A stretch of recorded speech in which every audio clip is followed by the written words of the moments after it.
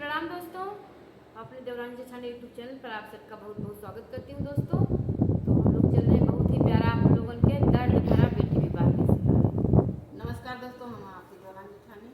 और अपने चैनल में बहुत बहुत स्वागत करती हूँ। तो चलिए सुनाते हैं बहुत ही प्यारा बेटी विदाई की बहुत दुख भरी दर्द। घर के आरी पास जवाब मोयो सुगना झपटी लाई गे सुगना झपटी लाई गे हो अरे होई गे बिदाइया के जूनी सजन लोगे आई गए हो अरे होई गे बिदाइया के जूनी सजन लोगे आई गए हो माइया के भेंटियों हरे भरे आव रोपा हरे भरे हो अरे बाबा के भेंटा हूँ ना पायो साजन लोगे आई गए हो अरे बाबा के भेंटा हूँ ना पायो साजन लोगे आई गए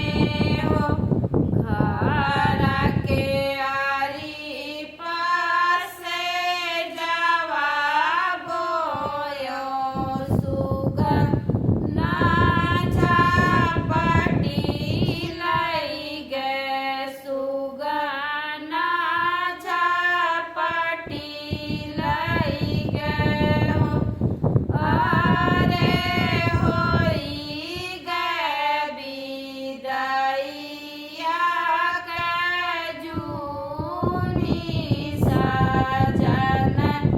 लोगे आई गए हो अरे होई गे बिदाइया के जूनी सजन लोगे आई गए हो चाची के भेंटियों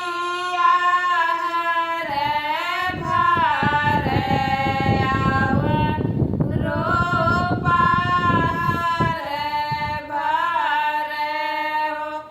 अरे चाचा के भेंटा हूँ ना पालो साजन लोगे आई गए हो अरे चाचा के भेंटा हूँ ना पायो साजन लोगे आई गए हो घर के आरी पास जवाब बोयो सुगना झपटी लाई गे सुगना झपटी लाई गे हो अरे होई गे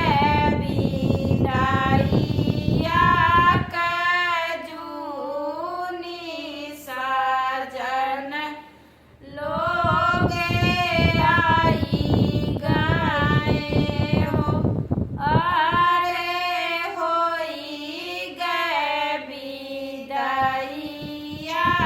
कजूनी साजन लोग आई गए हो। भाऊजी के भेंट